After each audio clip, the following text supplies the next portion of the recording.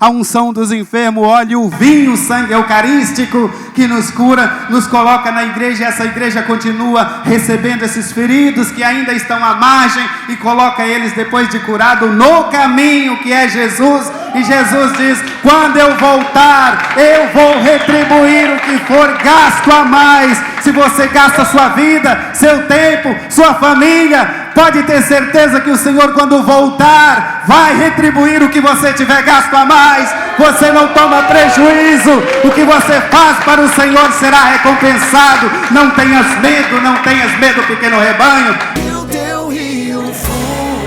Poderia dizer que os pregadores, de uma forma muito inspirada, muito bela e até mesmo descontraída, porque o santo não é triste, como dizia alguém, um santo triste é um triste santo. Os pregadores até aqui falaram do chamado, do envio de Deus, Deus nos chama, nos envia, da resposta a esse chamado. Hoje, eu diria que esta liturgia do 18º domingo comum nos ensina como nos colocar diante do chamado de Deus, livres, desapegados. Vocês já fizeram, eu já fiz, inclusive já, hoje pela manhã já estava pegando no meu pé, porque eu vim para uma viagem de 15 dias, Então, esse final de semana aqui com vocês, amanhã eu vou fazer um curso de exorcismo pela Arquidiocese do Rio, até sexta-feira, e daqui eu vou para Sertãozinho, São Paulo, para outra missão, lá também. Vou voltar para casa lá no dia 15, 16, talvez. Então, trouxe 2 malas.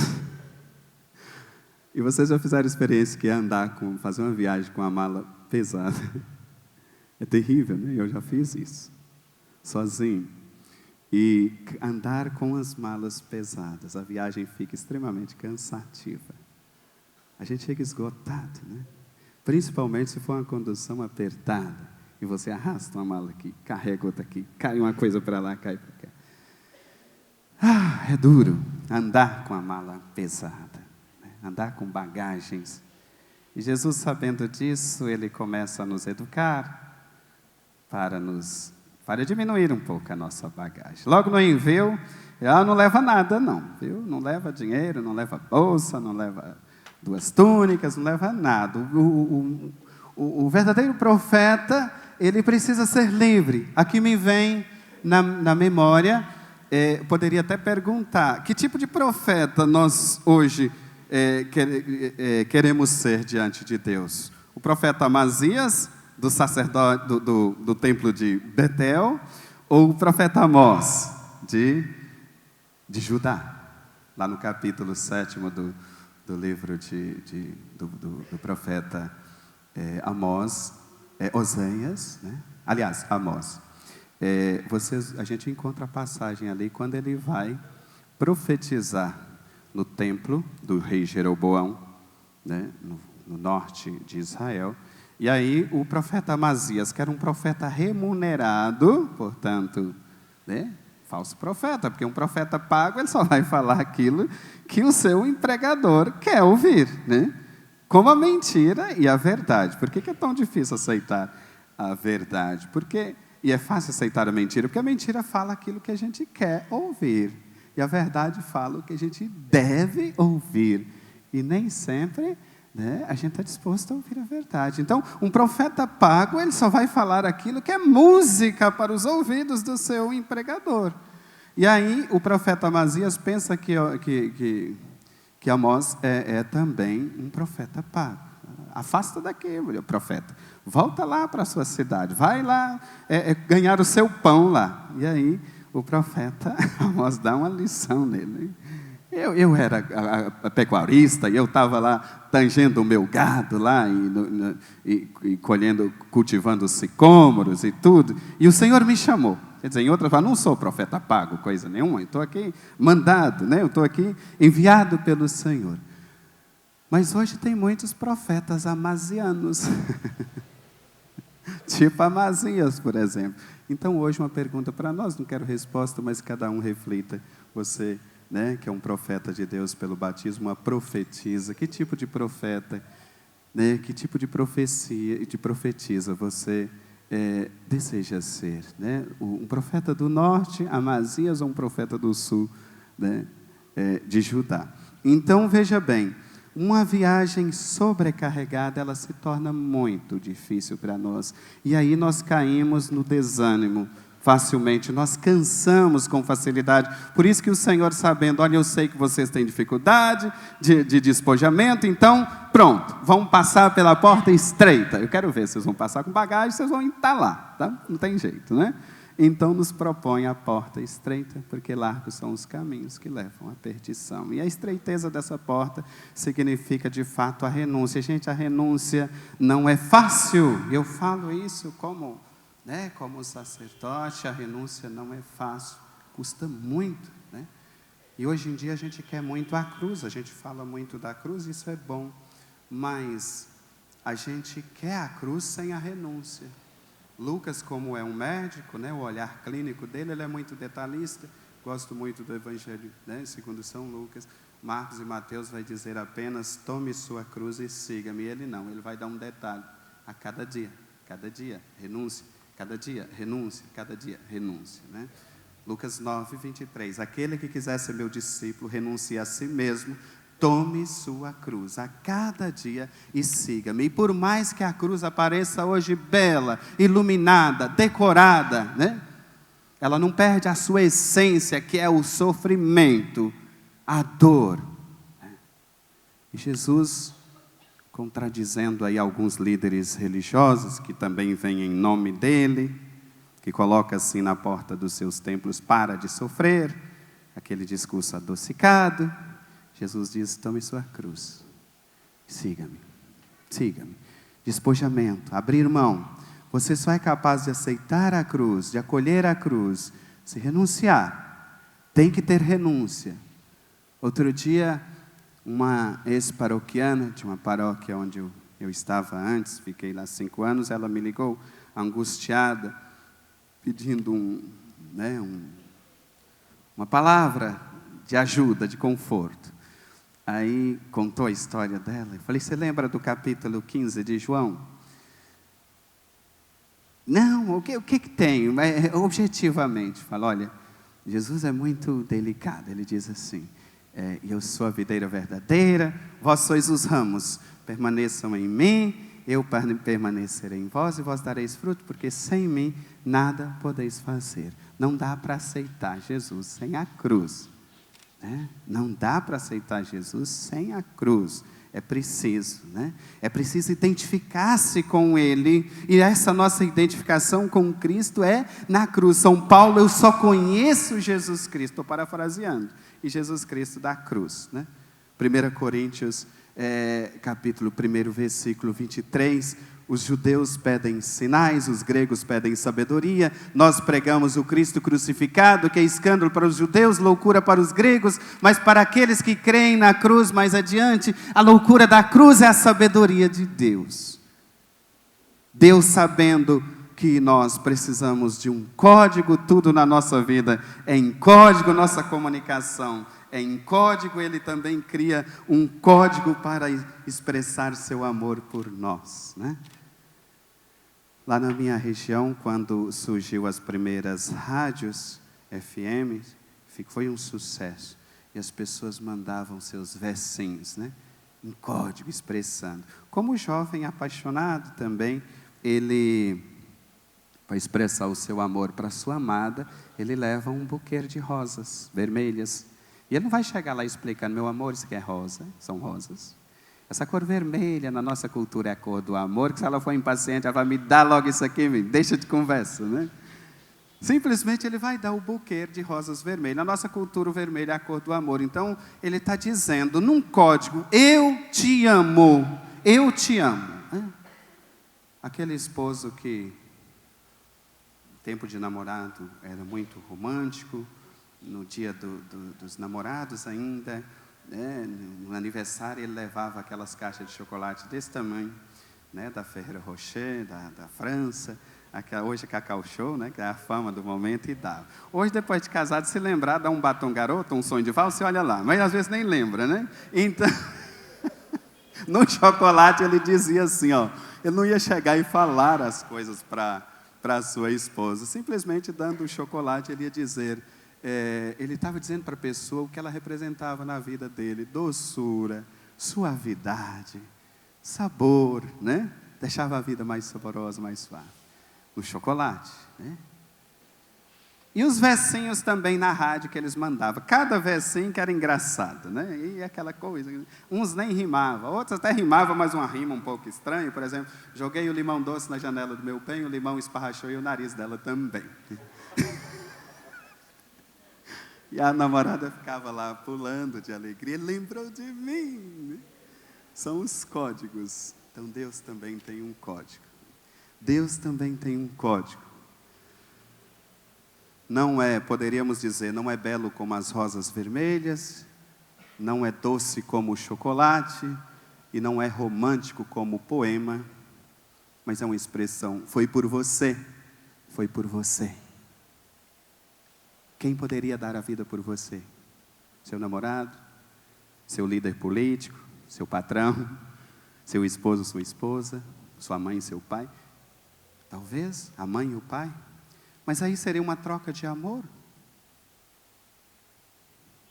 Romanos 5, versículo 7. Ele morreu por nós quando ainda éramos pecadores. E o próprio São Paulo vai dizer, quando estamos numa situação de pecado, nós nos colocamos numa posição de inimigos da cruz de Cristo. Nosso pai e nossa mãe poderia dar a vida por nós num ato de amor, mas Cristo morre ainda quando nós éramos inimigos dele, ou seja, não tem nenhuma recompensa, não tem nenhum ânimo da nossa parte para ele, ele dá a vida por nós. Foi por amor. Foi por amor. E São Paulo continua na 1 Coríntios, capítulo 2, versículos 1 e 2, ele diz, quando eu estava no meio de vós, eu não usei a força da mente, nem a persuasão do discurso, mas eu não quis saber de outra coisa, a não ser vos falar do Cristo e o Cristo crucificado. Gálatas, capítulo 2, versículos 19 e 20, estou pregado à cruz com Cristo, eu vivo, mas não sou eu a viver, é o Cristo que vive em mim. Essa é a nossa identificação com Ele, na cruz. Não existe uma vida sem sofrimento, e nós hoje estamos sendo contaminados com uma sociedade que só nos prepara para as realizações, tanto que está contaminando até mesmo algumas pessoas que já se consagraram e que eles acham que a realização nossa é aqui neste mundo, mas não é. O que levava os mártires a derramar seu sangue, a dar um testemunho sangrento de Cristo, por amor a Cristo, não era exatamente uma realização aqui neste mundo, porque eles entenderam com clareza aquelas palavras de Jesus diante de Pilatos no julgamento da paixão, o meu reino não é deste mundo, capítulo 14 do Evangelho de João, versículo 3, na casa de meu pai tem muitas moradas, se assim não fosse eu vos teria dito, eu vou preparar um lugar para vós, e quando eu estiver ido preparar-vos um lugar, eu voltarei e vos levarei comigo, a fim de que onde eu estiver estejais também vós, e para onde eu vou, vós conheceis o caminho. Vós conheceis o caminho. Não dá para ir morar, habitar com Jesus com um coração cheio de tantas vaidades, de tantas coisas. Jeremias 29, 13, buscar-me-ei e me achareis quando me buscar de todo o coração. Não dá para ter um coração repartido diante de Deus. Deus nos pede uma decisão, Deus nos pede uma tomada de posição. A palavra de Deus, ela não vem e volta para Ele sem provocar em nós uma mudança. Naquele momento que Jesus encontra com Zaqueu em cima da árvore, historicamente era um homem de estatura média, precisava estar no alto, mas teologicamente a Bíblia não está preocupada com história, com o tempo, ela está preocupada em nos levar para a eternidade. Tudo que tem até um ponto e uma vírgula é para nos levar para Deus. Zaqueu em cima da árvore era indecisão, e Jesus pede a ele uma tomada de posição. Desce depressa daí, Zaqueu, preciso entrar na sua casa. Zaqueu desce imediatamente, abre a sua casa, e quando Jesus entra, o que é que ele diz? Hoje a salvação entrou nessa casa. É possível, né, Jesus nos libertar, nos salvar, só quando abrimos definitivamente a nossa casa para Ele. Porque se não abrirmos, Ele pode passar direto. Apocalipse 3, versículo 20. Eis que estou à porta e bato, se alguém ouvir e abrir, eu entro. Cearei eu com Ele e Ele comigo. Se Ele não respeitasse a nossa decisão, seria: estou à sua porta e bato, se não abrir, eu arrombo. Não, se não abrir, Ele não fala. Eis que estou à porta, só deixa duas condicionais para nós. Eis que estou à porta e bato, se alguém ouvir e abrir, eu entro. Santo Agostinho, lá no início do século V, tenho medo do Deus que passa. Tenho medo do Deus que passa. Nós podemos estar preocupados com detalhes, com coisas secundárias, coisas desnecessárias. Deus passa e nós não percebemos porque estamos entretidos com coisas desnecessárias, supérfluas. Um provérbio francês: o dedo aponta a estrela e o tolo olha para o dedo. Nós podemos ficar olhando para o dedo e a estrela passar e não perceber a beleza do cometa. Precisamos olhar para Jesus. Hebreus 12, 2. Caminhemos com os olhos fitos em Jesus. Caminhemos com os olhos fitos em Jesus. Que mais? Em quem mais nós deveríamos fixar os nossos olhos? João capítulo 6, versículo 68. A quem iríamos, Senhor? Só Tu tens palavras de vida eterna. A quem iríamos, Senhor? Só Tu tens palavras de vida eterna. Não existe, né? Então hoje a liturgia nos ensina a nos colocarmos não só com palavras diante de Deus, mas com o testemunho. Como alguém citava ontem aqui, São Francisco de Assis: evangelizai sempre, se necessário, usem palavras. Usem palavras. Nós estamos vendo muitos modelos de profetas milionários, sobretudo no cenário, né, brasileiros. Muitos que dizem vir em nome de Cristo, mas parece assim, que para eles Jesus é o caminho e eles são pedágios, né? Então, cuidado para que nós não caiamos também na mesma situação. Não estamos isentos. Não estamos isentos. Esse é o problema, não estamos isentos. E Deus respeita a nossa liberdade. Deus respeita a nossa liberdade e às vezes, por causa desse respeito à nossa liberdade, nós nos tornamos até acusadores dele. Por que que Deus permite isso? Por que que Deus permitiu isso em minha vida? Eu digo, por causa da liberdade que Ele te deu, que Ele me deu. Porque uma pessoa, ainda que seja para fazer uma obra boa, se ela for forçada, ela faz essa obra boa com ódio e revolta no seu coração. Porque uma pessoa, quando tem liberdade, ela age com revolta, porque ela está sendo violentada na sua dignidade, né, mais essencial que a nossa liberdade humana, ela nos caracteriza como seres humanos. Porque se nos tira a liberdade, nós descemos ao nível dos animais irracionais, que são eternamente escravos do homem. E o que realmente nos caracteriza como ser humano é a liberdade que Deus nos deu, e é por isso que Ele respeita profundamente a nossa liberdade. E mesmo quando usamos de forma errada a nossa liberdade, Ele estende a sua mão misericordiosa e nos sustenta e tira um bem maior de todas as situações da nossa vida. Precisamos de fato aceitá-lo. Por isso Ele respeita, porque uma pessoa, se ela for obrigada, presta atenção nisso, você for obrigada, ainda que seja fazer uma obra boa, você faz com revolta. Por isso Ele nos deixa usar toda a nossa liberdade. Se na nossa liberdade escutá-lo, bendito seja. Se não, nós vamos sofrer as consequências, mas Ele vai estar conosco. Ele vai estar conosco. Josué 24:15, vocês vão escolher a quem vocês querem seguir? Eu e a minha casa serviremos ao Senhor. Deuteronômio 30:15, coloco diante de ti 2 caminhos. Caminho da vida, caminho da morte, caminho da bênção, caminho da maldição, escolhe a vida. Parábolas de Jesus, Mateus 13, todas. Quem tem ouvidos para ouvir, ouça. As igrejas da Ásia Menor, a partir do capítulo 2 de Apocalipse. Quem tem ouvidos para ouvir, ouça. Deus respeita a sua liberdade. Lucas 15, de 11 a 32, o filho pródigo. Um dia alguém até me questionou, mas que pai ruim é esse que deixa o filho embora e não vai buscá-lo, sabendo que ele está sofrendo? Falei, mas para não tirar a liberdade, porque ele não mandou o filho embora, foi o filho que pediu para ir. Se ele fosse, ele tirava a liberdade que o filho estava exercendo, de ir e vir a hora que ele quisesse. Domingo passado eu até lembrava que aquela confiança em Deus, a liturgia sugeria um pouco isso, né? Na oração, a confiança, nós depositamos nossa confiança em Deus por meio da oração. Um pequeno conto de uma criança no mar encapelado, engolindo uma embarcação cheia de passageiros e tripulantes que estavam desesperados, enquanto no movimento da embarcação naquele mar tempestuoso, a criança brincava com uma bolinha no convés que ia e voltava, e um adulto chamou a atenção: menino, mas você não está nem preocupado, está todo mundo desesperado, e você brincando aí com essa bolinha, e está vendo como a gente está aqui? Eu não me preocupo, meu pai está no comando. Meu pai está no comando. Quantas vezes você se encontra num mar tempestuoso em sua vida? Lembre-se, o pai está no comando. Confiança. Não precisa andar sobrecarregado, porque o nosso lugar é o céu, não é aqui.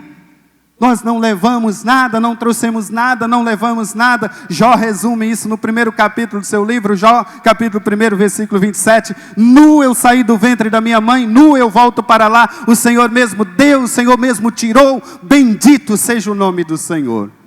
Se não trouxemos nada e não levamos nada, o que temos aqui não é nosso, estamos apenas administrando. E todo administrador precisa prestar conta dos seus bens, senão ele vai ser punido, caso ele não preste a conta de forma honesta. E se nós não temos nada, nós estamos apenas administrando, e um dia temos que prestar conta àquele que é o Senhor. Tem gente que até revoltado, os adolescentes costumam dizer: a vida é minha, eu faço dela o que eu quiser. Cadê a nota fiscal da sua vida? Cadê a nota fiscal? Você comprou. Quando o dono pede de volta, não tem ouro nem prata, não tem ciência, não tem tecnologia. Vai embora, viu? Vai embora, nós não podemos construir nada aqui, senão o reino de Deus, que começa aqui e consuma-se na glória eterna. Santa Teresinha do Menino Jesus: passei o meu céu na terra fazendo o bem. E por isso, se nós de fato estivermos dispostos a construir o reino de Deus, não nos vai faltar coisa alguma. O Salmo 23 fala isso, né? O Senhor é o pastor que me conduz. Jesus é a porta, lá no capítulo 10 de João, Ele é a porta, né, que nos introduz nessa igreja, e dessa igreja, Ele como pastor nos leva para as verdes pastagens, que é a glória eterna, o descanso eterno. Nós precisamos estar livres, né? Filipenses 3, eu tenho tudo em conta de esterco em vista do supremo bem, que é o conhecimento de Jesus. Conhecimento de Jesus, esse é o nosso supremo bem. Se realmente estamos com Ele, alguém citava Jeremias ontem, foi o padre, né, que expôs o Santíssimo aqui, o padre Nivaldo. Ele citava Jeremias, né? É por tua causa, assim, a síndrome do domingo à noite. Não, é o da missa da noite. Ele falava da solidão do padre, a síndrome do domingo à noite, né? Depois da igreja cheia, depois de muitos contatos, nós nos encontramos solitários na casa paroquial. Mas aí lembramos das palavras de Jeremias. Eu sempre lembro: Senhor, é por tua causa que estou aqui, que me encontro só. Jeremias usa essas palavras. É por tua causa que eu me encontro só. Se realmente, né, tudo que fizermos para Deus, nós tivermos essa consciência que não é a nossa causa, mas é a causa dele, nós nunca vamos desanimar. É por tua causa, Senhor. Ele recompensa tudo. No início deste mês nós tivemos a parábola do bom samaritano. Toma aqui 2 moedas, cuida dele. Quando eu voltar, retribuirei o que tiver gasto a mais. O bom samaritano é o próprio Cristo. O homem ferido da beira do caminho é anônimo, pode ser seu nome. Você pode dar seu nome para ele, que está ferido pelo pecado, à margem do caminho, porque ele é o caminho, né? João 14,6, eu sou o caminho, a verdade e a vida. Ele é o caminho, nós estamos à margem. Quando estamos fora dele, estamos de fato sujeitos ao mal. Ele desce da montaria, a kenosis de Filipenses 2,6. Ele desce da montaria, o bom samaritano. Ele desce, ele esvazia. Filipenses 2, versículo 6. Ele, sendo Deus, não prevaleceu da sua grandeza, esvaziou-se, fazendo-se servo, pobre, obediente até a morte de cruz. Nos pega e coloca no lugar dele, porque exatamente ele troca de lugar conosco. Isaías 53, ele carregou sobre si as nossas dores, o castigo que hoje nos traz paz pesou sobre ele. Ele, não tendo pecado, vai dizer São Pedro, fez pecado por nós. Então ele troca de lugar conosco, como o leproso do Evangelho de Marcos, capítulo 1, versículo 40. O leproso que não podia viver na cidade, ele purifica. O leproso entra na cidade, ele vai para o deserto, para o lugar do leproso. Ele vai, ele toma, ele troca de lugar conosco. E o bom samaritano, o próprio Cristo, ele desce, ele encarna, ele assume a nossa condição miserável, para nos resgatar, para nos elevar. E ele nos coloca no lugar dele, leva e coloca lá na igreja. A pensão da beira do caminho é a igreja, porque ele já ali na beira do caminho, ele já curou aquelas feridas com os 2 sacramentos, a unção dos enfermos, o óleo, o vinho, o sangue eucarístico, que nos cura, nos coloca na igreja. E essa igreja continua recebendo esses feridos que ainda estão à margem, e coloca eles, depois de curado, no caminho que é Jesus. E Jesus diz: quando eu voltar, eu vou retribuir o que for gasto a mais. Se você gasta sua vida, seu tempo, sua família, pode ter certeza que o Senhor, quando voltar, vai retribuir o que você tiver gasto a mais. Você não toma prejuízo. O que você faz para o Senhor será recompensado. Não tenhas medo, pequeno rebanho, porque a vitória sempre virá a nós pelas mãos do Senhor. Ele retribuirá. Ele retribuirá. Ele é fiel. Por isso nos coloquemos diante do Senhor com toda a coragem, com toda a confiança, sem medo. Não tenhais medo. Esse tempo eu estava pesquisando que escuta, Shema, essa palavra repete 365 vezes, né? Na Sagrada Escritura. É uma palavra escuta para cada dia do ano. E depois, não tenhais medo, é 366. Até para o ano bissexto ainda tem um dia. Não tenhais medo. A promessa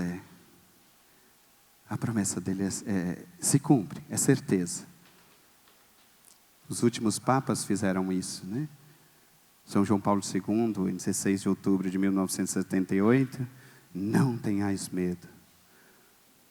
Papa Bento, 16 e 19 de abril de 2005, não tenhais medo. Papa Francisco, né? Dia 13 de março de 2013, não diz não tenhais medo, mas falou aquilo que nos tira os medos. Rezem por mim. Rezem por mim. Só a oração nos tira os medos. A oração é o meio que a igreja usa para municiar os seus enviados em nome de Cristo, para que eles vão de fato com coragem. O desapego é necessário, não dá para servir a 2 senhores. E nós precisamos muito disso, porque hoje na sociedade em que vivemos nos contamina com isso. Nossos jovens são preparados hoje para uma vida de festa. As redes sociais também, né?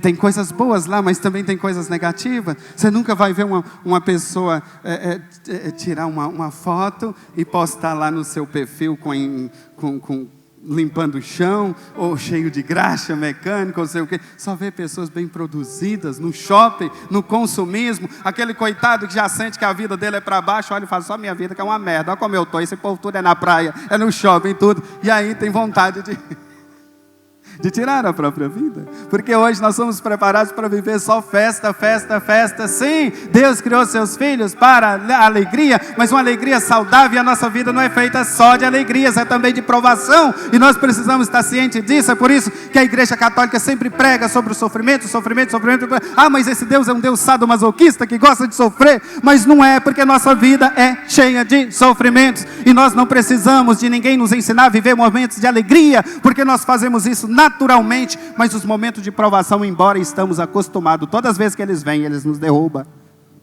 Todas as vezes que eles vêm, eles nos jogam no chão. Por isso que a igreja sempre está lembrando, sofrimento. Precisamos estar preparados. O profeta Abacuque 3,17, ainda que a figueira não floresça, a vinha não dê mais seus frutos, a oliveira não dê mais seu azeite, os campos não deem mais suas colheitas, e todo gado seja arrebatado dos currais. Mesmo assim, eu confiarei e me alegrarei no Senhor meu Deus. Ele é a minha rocha firme. Ele é a minha rocha firme. Esse amparo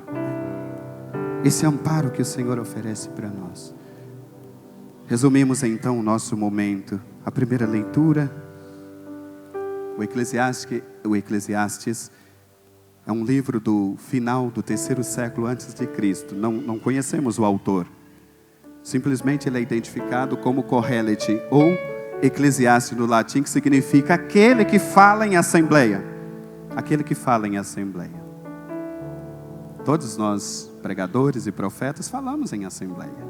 Nos identificamos com ele. Parece no primeiro momento que é um homem depressivo, amargo, revoltado, mas não é.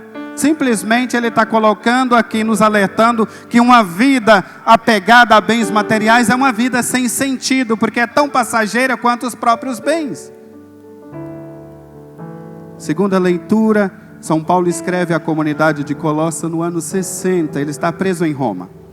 Chega falsos pastores na cidade de Colossos, está dizendo que a salvação depende do conhecimento dos anjos e das práticas da lei de Israel e Jesus. Só Cristo basta. E nós devemos, sim, se Ele basta para nós, nós devemos aproximar dEle, buscar as coisas do alto e fazer progresso dia após dia, até que Ele seja tudo em todos. Revestir do Cristo, tornar quais outros Cristos, se alimentamos do Cristo, nós nos tornamos. Quando alimentamos de morte, nós morremos. Quando alimentamos a vida, temos a vida eterna. Se os prazeres do mundo fossem realmente suficientes, não tinha ninguém, depressivo, não tinha ninguém sem sentido na vida, não tinha ninguém, se matando ou tirando a vida. O Evangelho exatamente, porque os doutores da lei, eles faziam esse papel de distribuir, de observar a lei de Israel, sobre a herança. Certamente essa pessoa que fala no Evangelho de hoje é o irmão mais novo de uma família, porque o primogênito, ele tinha 2/3 da herança, e depois ele distribuía com os outros irmãos. Ele tinha a maior parte, e ele distribuía, porque ele ficava como guardião da casa, e certamente foi um irmão mais novo que estava reclamando o direito dele, que o irmão mais velho estava segurando.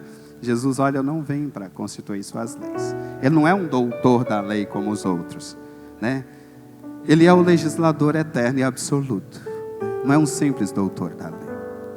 E então ele conta a parábola desse homem. Na verdade, esse homem é um homem trabalhador, um homem previdente.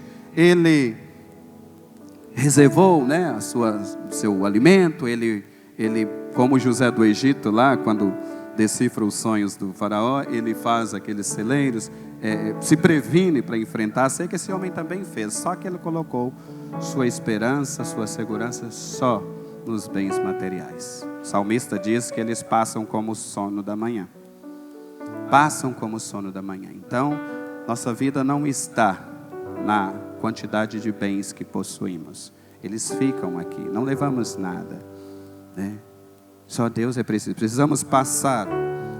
Se nossa forma de conviver com os nossos bens, se nós os vermos como consequência dos nossos esforços, nós vamos ser desapegados. Porque se um dia a gente perder tudo, a gente começa de novo.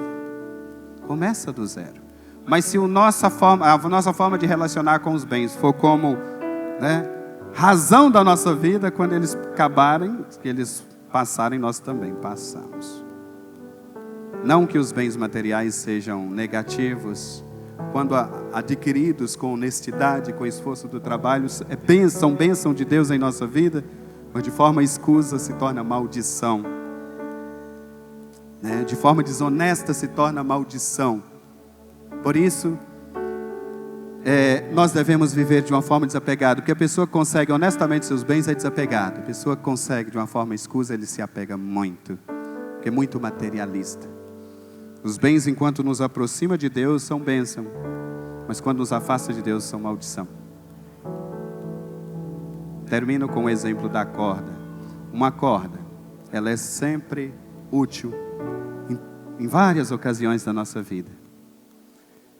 A mesma corda que você joga num buraco para salvar a vida de quem caiu lá dentro, é a mesma corda que você pode amarrar na madeira e tirar uma vida. É a mesma corda que salvou, ela pode tirar também, mas o mal não está nela, está em quem usou e da forma que ele usou. Se nós soubermos usar os nossos bens, serão sempre bênção em nossa vida. Seremos desapegados e despojados diante de Deus. Fiquemos em pé. Elevemos a Ele a nossa oração de entrega, de despojamento. Senhor, vai falando para Ele, olha para a cruz. Está preso por um fio, né, de seda ou por um fio de aço. Ele não vai poder voar. Não importa o material desse fio, importa que o pássaro não vai poder voar. Então entrega, Senhor. O que te impede? É sua família, é o seu relacionamento sentimental, é sua faculdade, é o seu trabalho. O que tem, né? São suas manias, é sua preguiça, seu cansaço. Despoja, que talvez a gente pense em tirar só bens materiais e ficamos com as nossas manias, com as nossas fraquezas também, que são empecilhos muito maiores para impedir a nossa caminhada. Se uma folha ficar presa na árvore, o vento nunca vai poder levá-la. Nunca. Pode soprar vento, ela vai continuar grudada, mas se ela se soltar, ela vai. Ela vai. Sejamos essa folha solta dessa árvore. Deixamos que o vento do Espírito nos leva. Obrigado, Senhor, por esta manhã. Obrigado, Senhor, por esse encontro desse final de semana, conhecendo a Ti, aderindo a Ti, Senhor, crescendo em Ti. Quero entregar, Senhor, tudo aquilo que me impede de caminhar livremente. Hoje eu, como padre, também nesse dia do sacerdote, olhando para a vida do patrono São João Maria Vianney, desapegado, pobre. Senhor, não deixe que as vaidades das vaidades, né, se apegue. Eleva a Deus uma oração de entrega. Se você está disposto mesmo a entregar-se aquilo que te impede, a despojar diante da cruz, a se despir diante da cruz, então reze. Se não, fique apegado, fique no seu apego, mas diante da cruz, Senhor, me ensine o despojamento da cruz, como o Senhor se mostra despojado. Senhor, deixa-me caminhar livre para Ti, sem nenhuma amarra, Senhor. Solta todos os laços, todas as prisões. Gálatas 5:1, Cristo nos liberta. É para a liberdade que Cristo nos libertou. Não sejamos presos, não sejamos escravos. Sejamos homens e mulheres livres, profetas livres, que evangelizam mais com a vida do que com palavras. Que deem os seus exemplos